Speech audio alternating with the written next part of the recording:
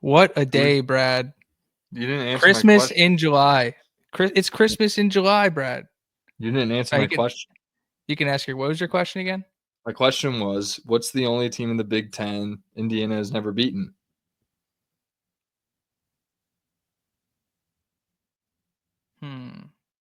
Is it USC? Yes. 0-4. Unfortunately. We'll change that soon. I don't know why you asked me a question like that. I don't know. I was on just a day looking like up. today. I was on Winsipedia. I'm looking up. Oh, John was all over it. John had it. But yeah, it's obviously it's a massive day today. Media day. We got Kurt Signetti front and center. We got Elijah Surratt and Aiden Fisher and Mikal Kamara front and center. A ton of quotes, ton of different breakouts and stuff to talk about. I had an appearance on the Voice of College Football show today. Brad had an appearance on the Big Ten show for the Voice of College Football. Those are both available on the Voice of College Football channels. Obviously, there's so much Indiana stuff to talk about this week outside of Media Day, but of course, today's Media Day. So, Brad, how do you feel? Feel about Media Day? I mean, I've seen some clips.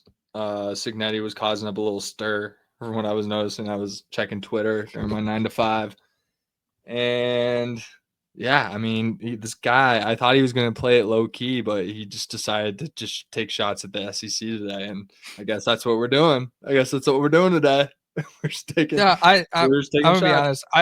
I thought he did play it low key, but I want to put all things considered, probably. I want to put a slight pin in Media Day for a second. I want to cover a little bit of the smoke because there wasn't a ton going on this past week, obviously, with Media Day coming up. How did Deshaun Foster do this year, though? I don't think he spoke yet. But like I said, we do have a little bit of smoke, and I want to shout out the merch I'm wearing. If you listen to the show 2 weeks ago, I talked about trying to find a hat with this logo on it for way longer than I should have. Shout out to Home Field. They have the hat. So picked this up for my birthday. Got this for my birthday. Shout out to my brother Dylan. He's the man.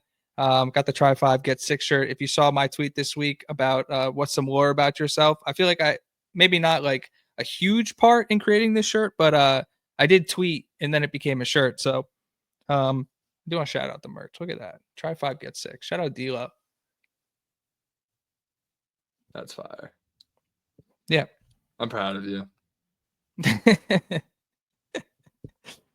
But I want to talk about the class of 2026, Brad, real quick, and then I want to talk about Jamison Purcell. But class of 2026, we talked about last week when we were giving away the Mike Kadick Hoosier of the Year award that I mentioned the class of 2026 just being completely bought into what's going on in Indiana. I do want to highlight a couple guys. LaRon Dews was somebody who made his commitment officially official, shut down his recruitment. He also made a sick play in a 7-on-7 over the weekend, like a one-handed interception jumping over a dude, which is insane. But that's a kid who just like obviously just wants to be an Indiana Hoosier, loves being an Indiana Hoosier, and is just like going out of his way to like repeat it over and over again. So shout out to LaRon Dews. And then Jacob Savage, number 1 athlete in Kentucky. Still, we got tweets from him. We got a graphic from Indiana that looked dope. And it's just like, yeah, 2 kids that love being Hoosiers that are coming into a really juice class in 2026. Love it. I feel like a majority of these guys coming in are like that, but it's good to see the love on social and things like that. And yeah, Jacob Savage coming into a pretty loaded linebacker group with the freshmen coming in the past 3 years. So it's going to be very young, very fun. Guy like him could probably make some noise for some PT, I might add. And yeah, LaRon Dews, like there's guys in this class. I see a path to where, I mean, they're going to be competing with sophomores and redshirt freshmen and, you know, maybe some redshirt juniors, but it's going to be pretty top heavy depending on what they do in the portal. And a lot of these guys are going to play pretty quickly. I agree. The other kind of like, I guess, like final domino in the class of 2026, we've been talking a couple weeks about the class pretty much being done, except for maybe being a flip destination. There is one kid they've kind of been in contact with, Cortez Redding. We talked about him last week. He's going to commit, let's say the 22nd. I think his commitment date's the 25th. So we'll see what happens there. Obviously, would be a sweet get for the Hoosiers. But like we talked about the past couple weeks, like the class is at 21, 22, somewhere around there. Like it's a really good class that they're loaded at a lot of different position groups. So yeah, obviously you want to keep bringing talented kids into class, so we'll keep an eye on his commitment on was that Friday? Yeah, we'll break down what we think is going to happen in terms of like portal, like toward the end of the year, and what's going on with this class. And it's kind of time, since most of our off seasons is kind of spent talking about the recruits. It's kind of you got to transition to this team. It's a special team. It's Signetti team number 2. I'm kicking it off because this is media day, and that basically kicks off to fall camp. So it's like, here we are. No, I know. I'm gonna pull back. I'm gonna Season. pull back the horses real quick. All right. I'll pull back the horses real quick. I'll scrap some of the other stuff, but there was no. You keep it. Throw it all at me. You know, I'm good. People want it. No, there was a hypothetical Big Ten SEC football challenge that I don't want to like talk about. I don't even have it sitting in front of me. I just want to mention that the matchup was IU Tennessee, and you've been beating the drum. The bluegrass battle, or what's it I don't called? know. I just gave it a name, but it's Indiana Kentucky rivalry. They used to play every year.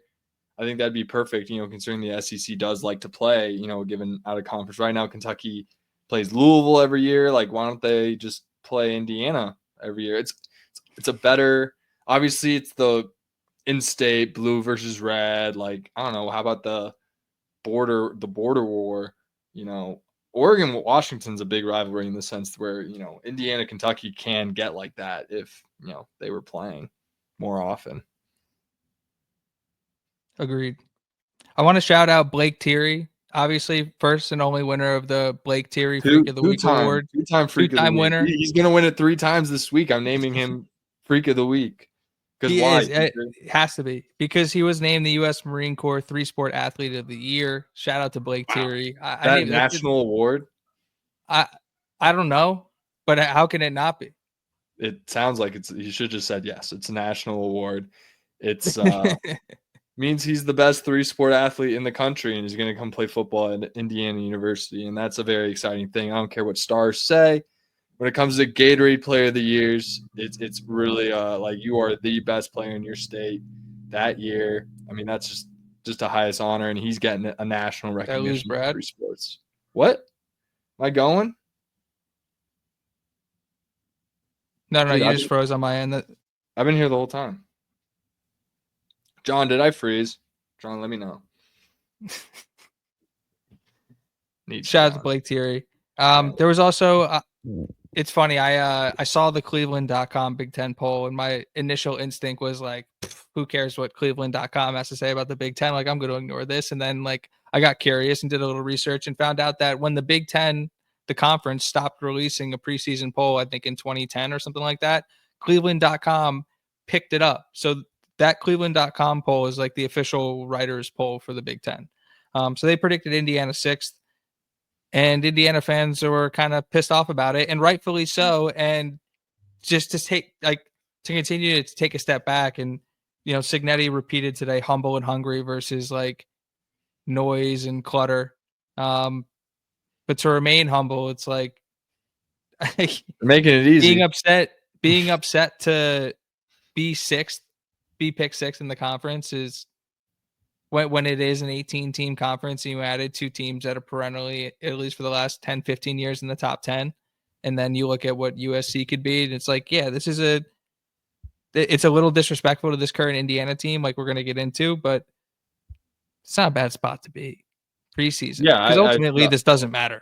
I don't know why anyone expects anything different. They're tied for 5th at Field Steel. I think they're technically about. Yeah, they're 6th in his poll. So I don't know why anyone expecting anything different. It's about on par with kind of what everyone's expecting. Penn State's supposed to be loaded this year. I think people are assuming Oregon and Ohio State are going to be good, which is a fair assumption to make, you know, these days. And despite all the questions they have at quarterback.